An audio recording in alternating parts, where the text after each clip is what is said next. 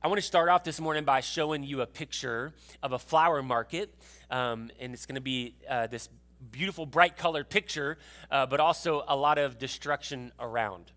This picture, this flower market is in the city of Calcutta, India.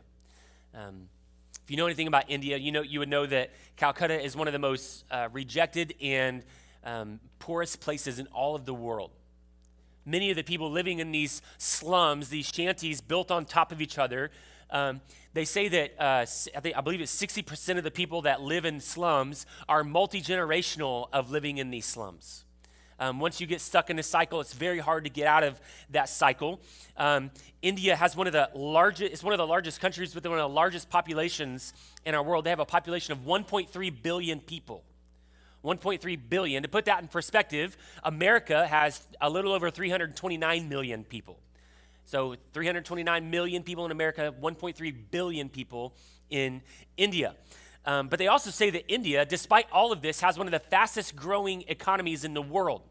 Could you imagine that? You don't think of India as one of the fastest growing economies, do you? But it is. But the hard problem is that over 300 million people in India live in poverty or slum-like conditions. Over 300 million people, almost the entire size of the United States, living in poverty in slum-like conditions. To put that into perspective, in America, there are 37 million people that live under the poverty line. This area of India is the area where Mother Teresa visited and had her heart gripped as a young missionary at this time in this city called Calcutta, where it really just altered the story and the direction of her life. Mother Teresa, who many have enshrined because of her work, because the work and the service that she did was incredible all around the globe, she committed her life to serving the poor in the areas of Calcutta. Rejected, many people didn't want to go there. She went to live among the people.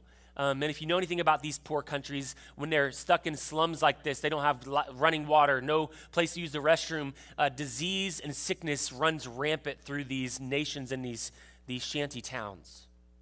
She committed herself to doing this, whether it be orphan care, feeding programs.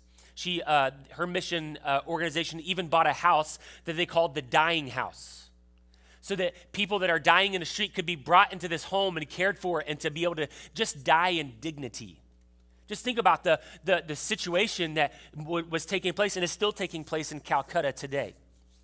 The work that her and her organization did was based on serving others and not worried about her own actions and her own life.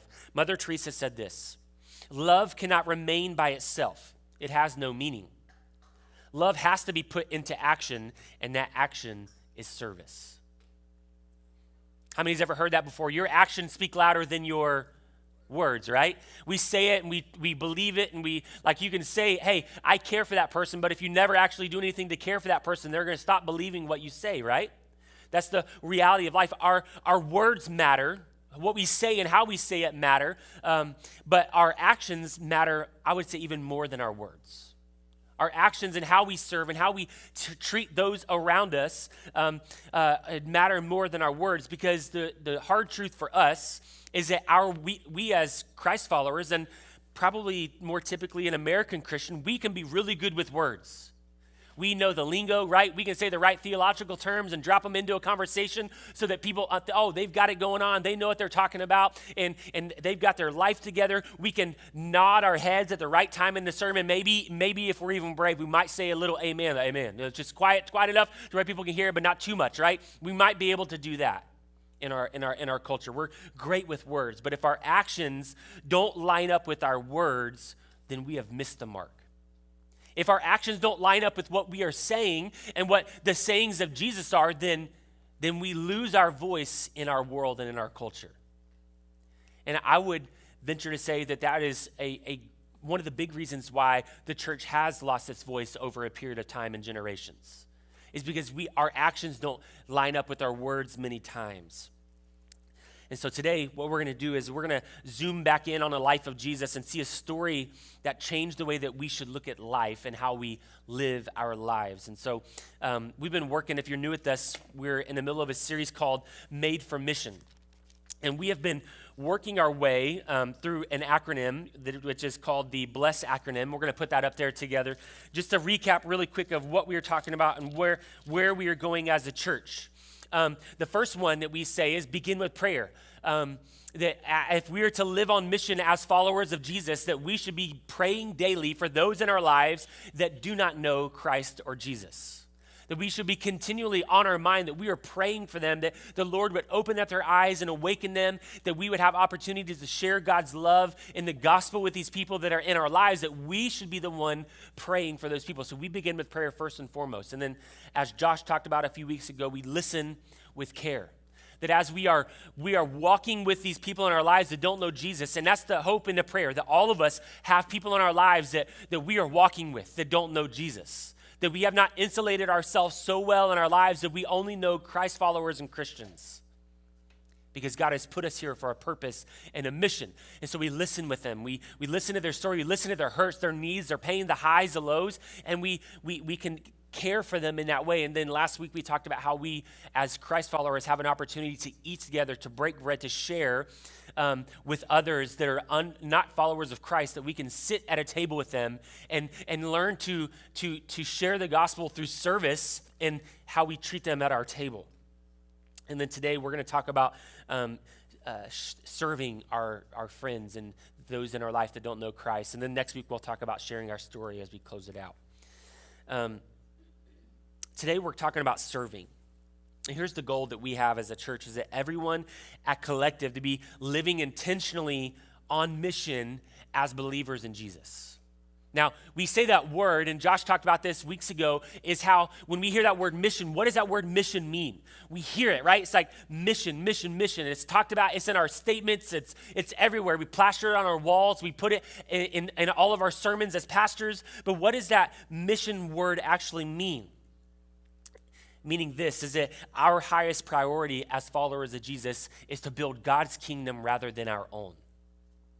That God becomes first in all of our lives, that it's not something that we just add Jesus into our life and we kind of season our life with it, that we reorient our life and Jesus becomes the focus and his kingdom becomes the focus.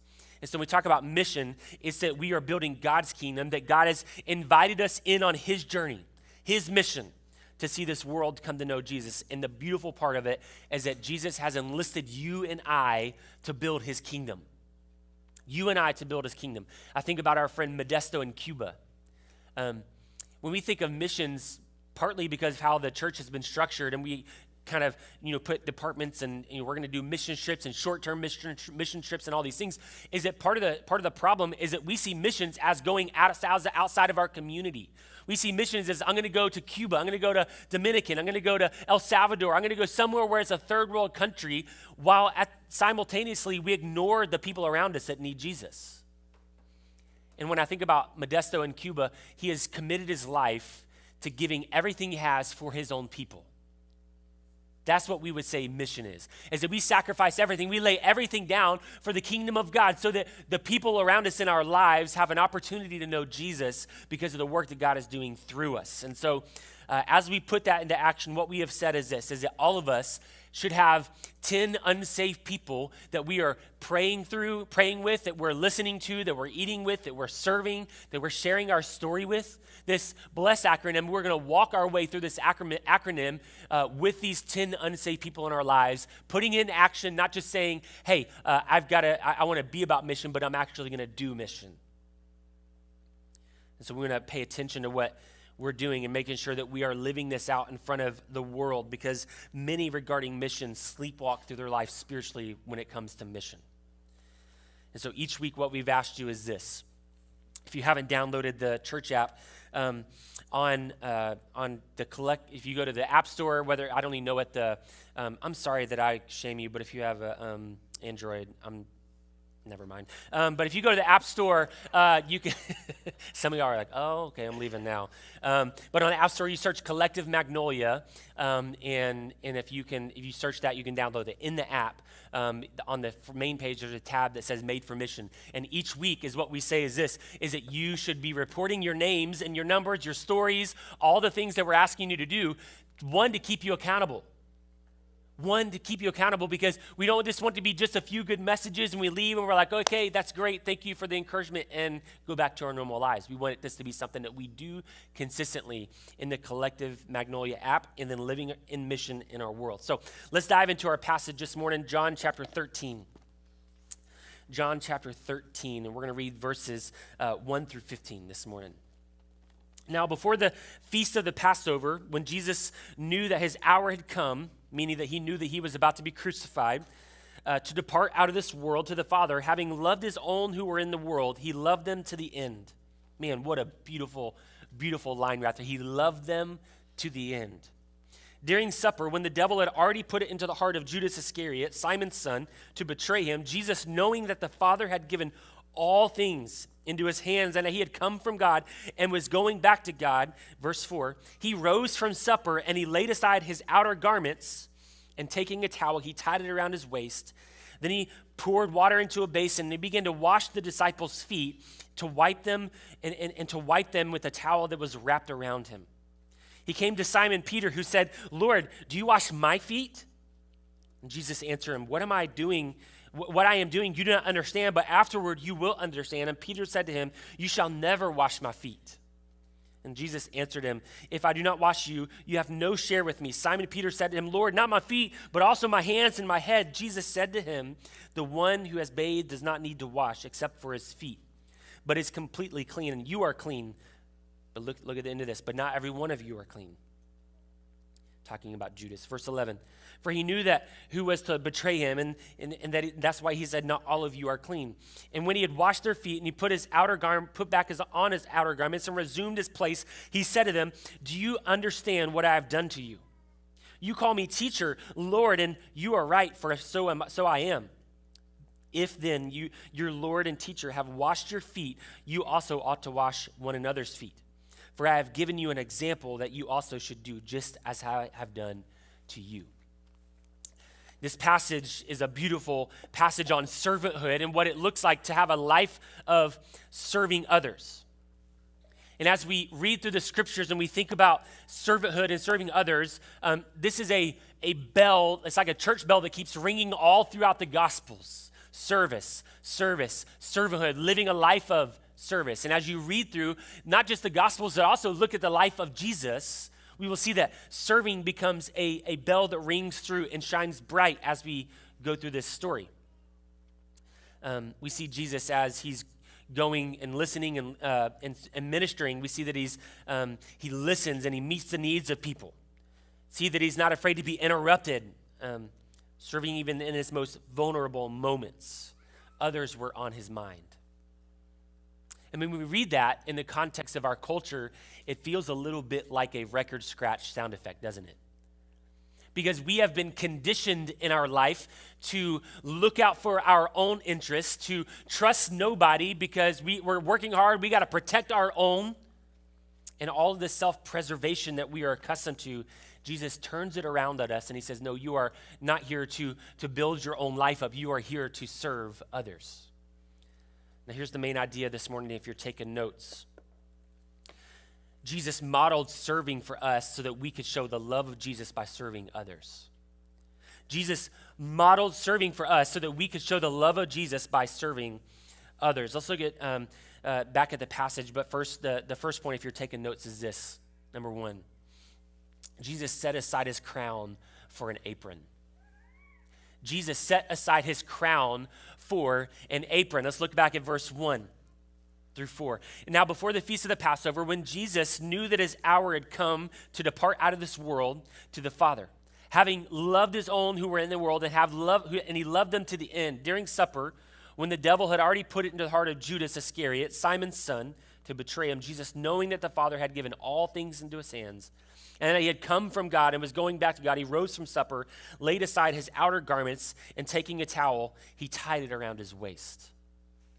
Now, here's the conundrum we are under as we read this passage. If Jesus is who he says he is, if he is the Son of God, if he is the Messiah, if he is Yahweh, the promised King, all throughout the Old Testament, if he is that person, then he should walk into a room and he should demand respect and honor and prestige to sit among the highest courts and to have the place of honor and respect at each table that he sits at, right? That should be what he demands if that's who he says he is.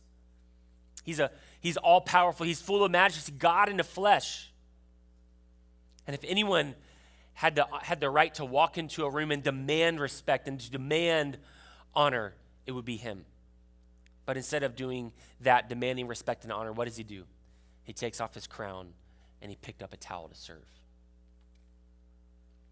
There's a group of people in our culture that get a bad rap, celebrities. Rightfully so, right? We look at celebrities in our culture. There are some really good things they do, and then there's some things you're like, maybe you shouldn't talk or say something on Instagram or Twitter or Facebook, because they say things and we just get very frustrated. I think there's something about us as Christians that we want all these celebrities to agree with us and to have the same biblical values that we have, and we get upset when they don't, right? It's like, you're missing the mark. You're missing out on it. But one of the celebrities that I love, that I follow closely, is a sports icon, Shaquille O'Neal. I love Shaquille. If I could be friends with any sports celebrity, it'd probably be Shaquille, because he just has so much fun in life. We'd probably work on a language thing with him, but I enjoy watching him and the things that he does, right? And it's not even for the basketball. Like, obviously, he was dominant in his basketball career, dunking on people, and he was fun and entertaining and all the things that we want celebrities and sports icons to be. But it's how he serves others on the backside of his career and even on the backside of his life now. What I love is that Shaquille O'Neal does all of this without any fanfare. He's not looking for a picture. He's not looking for an Instagram post. From buying a family with a sick child a house. He's done this multiple times. Buying a family with a family with a special needs kid a wheelchair accessible van. Just the other day, if you follow ESPN or SportsCenter on Instagram, you probably saw he bought a family. He was at a car dealership and they were looking for a car, and he thought, I'm going to surprise this family. I'm going to buy their car. And then after buying the car, he walked out into the parking lot and saw the husband's vehicle, this truck that was old, beat up, no AC, had to keep the windows down in the middle of the summer. And he said, we got to go back in. I got to buy you a vehicle too. He's using the gifts that he has to serve those around him. And some of you are thinking, I'd really like to run into Shaquille O'Neal when I'm at the dealership next, right? That would be awesome. Maybe I'll send him a DM and he'll reply to me. He won't. Maybe. Maybe.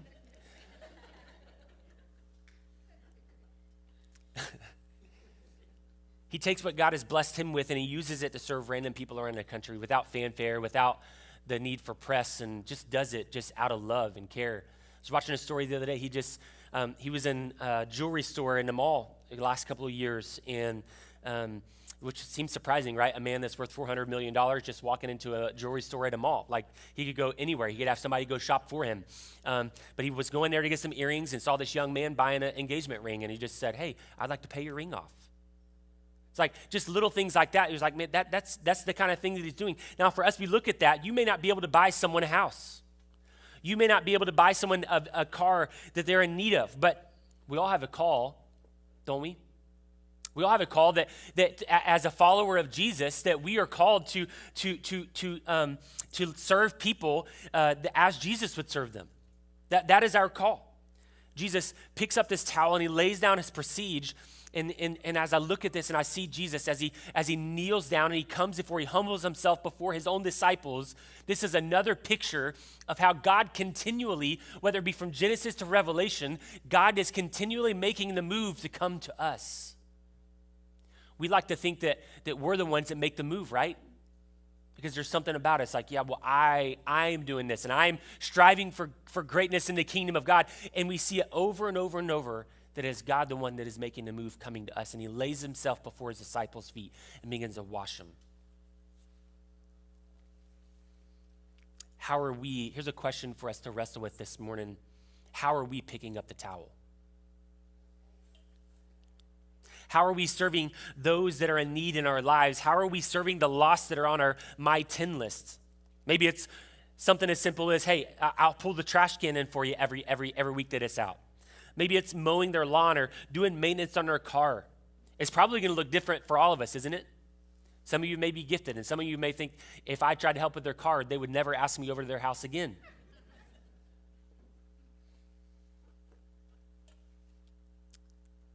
How can we serve people around us? Number 2 is that Jesus didn't see himself as higher than others. Jesus didn't see himself as higher than others. And I think one of the greatest signs of character is how we treat people in our world who have what we would consider to be a job that most people wouldn't be willing to take. How you treat somebody that you walk through and maybe has a job that seems a little bit dirty. That's why I used to love Mike Rowe's show, Dirty Jobs, where it's like, who in the world signs up for that? I bet when you're going through life and you're in high school, you're not like, I'm not signing up for that job. I'll never do that. And you end up finding yourself in these jobs people do all across our world to provide for their families. But a great sign of character is how we treat people in our world that have jobs that look different than our jobs. We put so much stock in our world with money and acquisitions and collecting things that we forget that no matter our corporate position, that we are all the same people, broken human beings. When Lindsay and I left student ministry, I took a job in the restaurant business and had a fancy title. It was awesome. But what I realized is that after being project manager and helping build restaurants, at some point, you don't get paid to sit in office if you're not working on building a restaurant. You actually have to work inside the restaurant. And so that my father-in-law did not tell me that for some reason whenever I signed up for that position. But I remember, I've said this before and I'll say it again, that every person should have to work a restaurant job once in their life. Every person. I'm warning my kids now, every time we go out, I'm like, you hear those dishes clinking back there? That's going to be you. Get used to it. Like, because they ask for things. They're like, hey, Dad, can I have a new baseball bat? Nope. You can go wash some dishes. No, they're young. I know y'all are like, wow, he's so mean. But we're trying to prepare them, right? Because there's a responsibility. We want them to work a hard job. And I remember that as I was working in the restaurant business, it was crazy the first couple of weeks of opening, and we're working 60, 70 hours and just working hard. And for some of y'all, that sounds normal. But for me, that was a lot. And so we're working hard, and I'm working late nights, and the dish people were quitting nonstop. Like, I don't know if you've ever worked in a restaurant and the dishwasher quits in the middle of the shift. It's not good. It's awful because the restaurant will shut down if there's not cleanliness and dishes. And so they're like, okay, let's put the son-in-law in the dish pit. That's a great idea. And so I'm back there in the dish pit, and there's nothing like that will humble you more than scraping old food and queso off of a plate of somebody that you don't know. I'm going to stop because I'm going to say something that's going to sound mean, right? You don't know what has happened or what is going on. It's humbling. It's humbling when you get done with your shift and your shoes are so soaked with what you think is water, but it's probably not water. There's this humbleness that you're like, wow, okay, I'm just as human as everybody else, and I should probably do this more often than not. Here's what I would tell you. Do not let your worldly success let you think that you are above serving others. Don't let your worldly success let you think that you are above serving others. This isn't to say, and I want to make this so clear, this is not to say that lost people are below us. That's not what I mean and what I'm saying. But I am saying this. We need to stop, humble ourselves, put margin in our schedule so we have the opportunity to serve people that are around us, specifically on this list that we're walking through. Let's look at verse 5. And then he poured out water into a basin, and he began to wash the disciples' feet and wipe them with the towel that was wrapped around him. This sounds strange to us, right? Washing feet, but in the ancient culture, in the ancient Near East culture, washing feet was a pretty common service. When guests would come to a table, they would sit and they would meet and eat together. They would have a servant that would come in and wash the feet of the disciples or wash the feet of their guests. It was something that was done for them. But could you imagine in today's time being invited to someone's house for dinner, and at the dinner table they say, could you please take your shoes off? I would like to wash your feet right now. It feels a little bit off, doesn't it? Like, I won't be going back to that house for dinner anytime soon. Now, I've been in church long enough where I've been a part of some foot washing services. but just we're not going to do that today. We're going to say it's for COVID reasons or something like that. I'm not opposed to serving any of you, but I draw the line at feet. Let's just say that. All right. In Jesus' day, this is pretty common, but what would happen is the guests of the host of the house would actually have a lower-ranking servant in their house that would come and would wash the feet of their distinguished guests. That was the common practice of the time. It's a little bit different than how we would see it today, right? They have this low servant. They would come. They would wash the disciples' feet. And you got to remember that feet were one of the dirtiest parts of the body at that time, as they walked everywhere they went. Sandals, and if you've seen any pictures or if you've been to the Middle East or Israel, you would know that it's full of dust and dirt and grime everywhere you go. It wasn't a pretty job, but here's the reality for us. Sometimes serving people in our lives, serving those in need, it's not going to be the most glamorous thing that we do that week. Sometimes it's going to look like working on a car. Sometimes it's going to be picking up the trash in the street of your neighbor's trash can that got knocked over by the crazy driver in your neighborhood. Some of y'all are laughing because you're like, yeah, I drove by that trash can yesterday. Thought, oh, poor people. Sad that happened to them. But here's the question for us. Are we willing to get dirty or to do lowly things as Jesus did for the sake of the kingdom of God? And I'm not saying you have to start washing the feet of people that come into your house. That's not what I'm saying. Are you willing to wash the feet of the people symbolically? Serve them. Do things that no one else wants to do because you have the heart of Jesus inside of you. Let's look at verse 6. He came to Simon Peter and he said to him, Lord, do you wash my feet? And Jesus answered him, what I am doing you do not understand now, but afterward you will understand. And Peter said to him, you shall never wash my feet. And Jesus answered him, if I do not wash you, you have no share with me.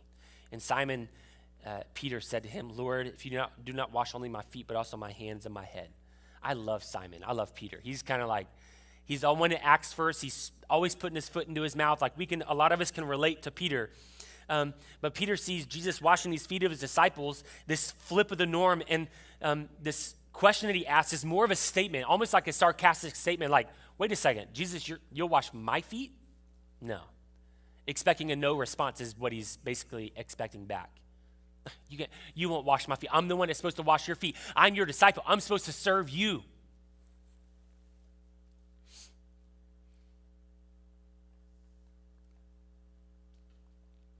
Here's something that we can count on, is that when we serve people like Jesus served them, we're going to get some questions of why we're doing what we're doing. Because here's the reality of our culture, this fast-paced world, is that serving and living a life of service is not the norm. It's not the default in our world anymore. We drive past needs all the time, don't we? We drive past our neighbors all the time without saying hi or talking to them. We don't stop and serve them. But when we do and we go out of our way to make ourselves available to serve those around us, it's going to open up a lot of questions. Why are you doing this? Why are you so nice? Why are you always willing to help me?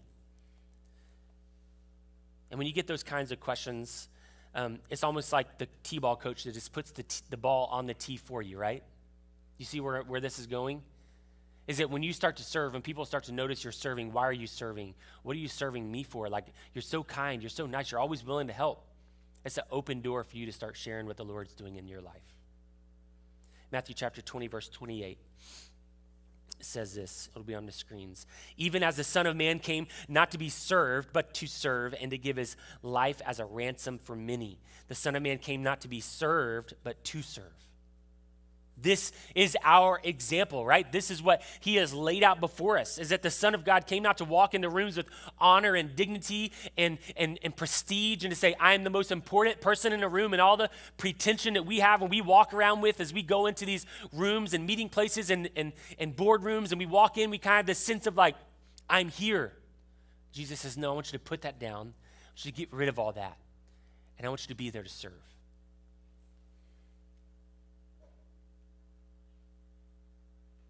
So good. The third thing, lastly, is that Jesus shows us the better way. Jesus shows us the better way. I I have a confession to make, because I spend too much time on social media. The problem is that I don't actually post anything on social media hardly ever.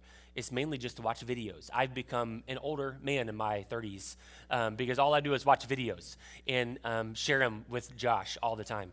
And so we send reels and videos back to each other like, hey, look at this. And we're like, oh, yeah, that's funny. No, you should look at this. It's really fun. But one of the videos that I like are the ones and the tips and like the tricks that make your life easier. You ever see these? Where it's like little tips and tricks, and you're like, oh, why didn't I ever think of that? Nobody taught me that. That would make my life so much better, so much easier. I'm convinced, though, that there's one that's still a conspiracy that no one actually knows how to do. They have these videos that evidently you know how to fold a fitted sheet. It's a lie. It is a lie. It's a lie. It doesn't work. But whether it be how to fold shirts or how to keep laundry detergent from spilling out of the push button container and all the things that you're like, whoa, that's life changing. There always seems to be a better way, isn't there? You see that even when you get married, right? The things that your family did, and you're like, no, this is how it goes. Are you supposed to put the silverware down or up in the dishwasher? Which one? Down? Up. Down, yes. See? How you put the toilet paper roll, right? Is it up or pull down or pull up?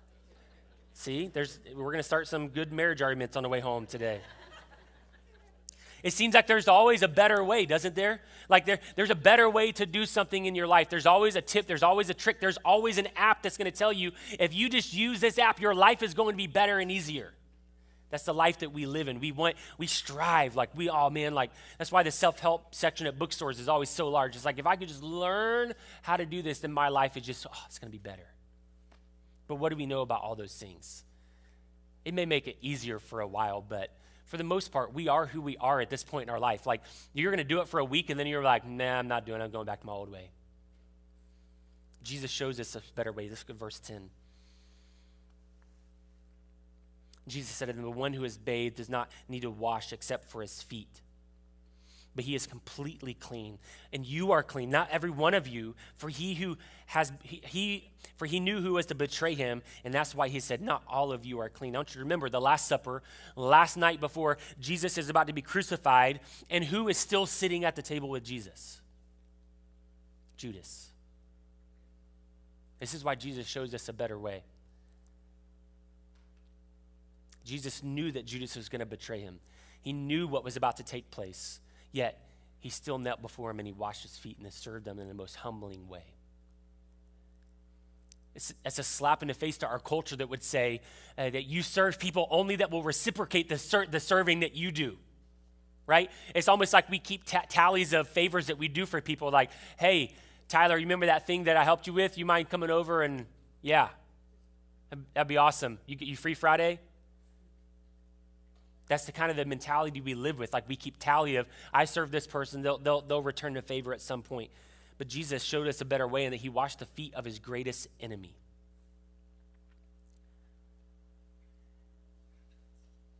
What this shows us is that serving others is not always just about what we get back, but it's about humbling ourselves as well. Jesus still served the sinner, the lost one at the table, setting the example for us.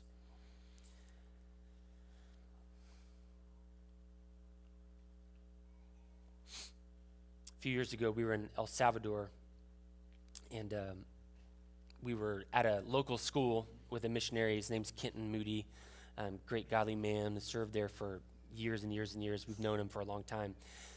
You don't ever really know what you're going to do when you go there. It's kind of you're going to show up, and they're going to tell you what you're going to do. You might build a house, you might serve meals, you might go to churches and do services.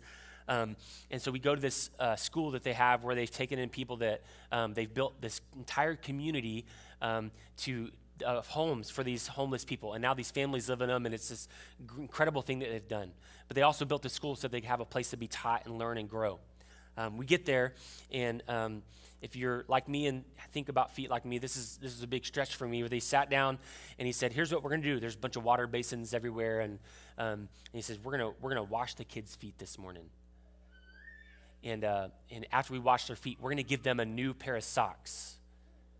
Now, to us, like, you get socks in your stocking at Christmas, it's a pretty big disappointment, isn't it? It's like, I didn't want that. I'd rather candy, some kind of cool, fidgety thing that I could mess with, but socks, But if you could have seen the smile on these kids' faces when they received a new pair of socks, it was humbling. As we sat there, our entire team, we took turns, we would kneel, the kids would come in, and at first it was a little bit awkward, right? The kids are kind of giggling, like, what's going on here? I don't understand what's happening. But as the time went on, you'd start to see the countenance of the team start to change. Because they realize that I'm not doing this for this person. I'm not doing this just so that they will have clean feet and a new pair of socks. What serving does for us is it makes us realize that serving is more of a benefit to us than it is to other people. It helps us to see that God has called us to do and serve in a way that is outside of our ability many times, because our serving is motivated and driven by Jesus' example and love. Let's skip down to verse 15. What does Jesus say? For I have given you an example that you also should do as I have done to you. He flips the tables on us. In short, he says humbleness and serving is not just a nice idea that I want you to talk about. It's not something I want you to have, on your cross wall in your house and put up there that you're all about service and loving and being humble. But he said, I want you to go and I want you to do it likewise. You see, in Jesus' time, they lived in what we would call a honor and shame culture. Honor in the time of Jesus was more like what we would consider like our credit score. Like when your credit's good, right? You walk into the store and somebody says you're going to run your credit and you're like, do it, right? You walk into a store and you've had a rough couple of years, you're like, oh, let's see if this happens. Prestige and honor and the honor that you would walk around with in Jesus' culture was much like a credit score. It's like how you would get into certain rooms and certain buildings and certain invites based on the honor that you had and the prestige that you had that you walked around with. That was how important it was. And somebody that would to kneel at somebody else's feet and wash their feet, their dirty feet with their hands and dry it with a towel, that person would have no honor in that culture. That's why it was reserved for the lowest servant of the house.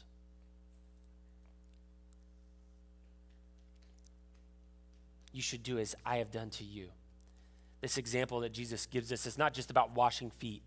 And if you haven't done it, it is a great exercise for you to see and experience to wash somebody else's feet and serve them and show them that you are there to serve them. But the reality is this. It's an example for us that we are to be a people of servant-hearted people, that we go into our world and our culture, the My 10, the list that we're working through, the people that are around us, and we have an attitude and a mentality that we are not there for ourselves. We are here to serve others. When we are praying for these people that we're walking, when we're listening to them, we're sharing the dinner table with them, and now when we serve them, we're going to see that they're going to see, that we care and that we're not just seeing them as a project or a name on a list, but we're putting our words into actions. I want you to bow your heads with me this morning.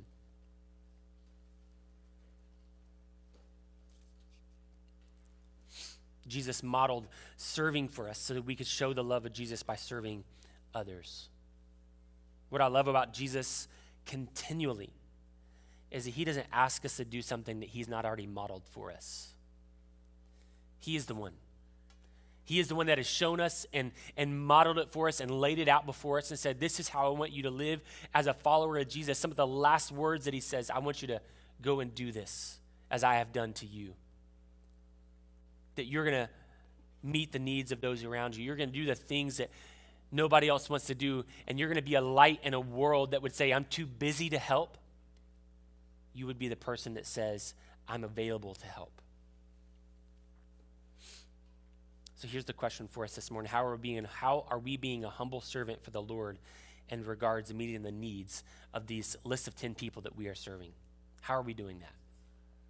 How are we serving the people around us in our life and giving them the kingdom of God in the sense that we are serving them with the love of Christ in our heart and saying, there's no string attached. I just want to be available to serve you and help you.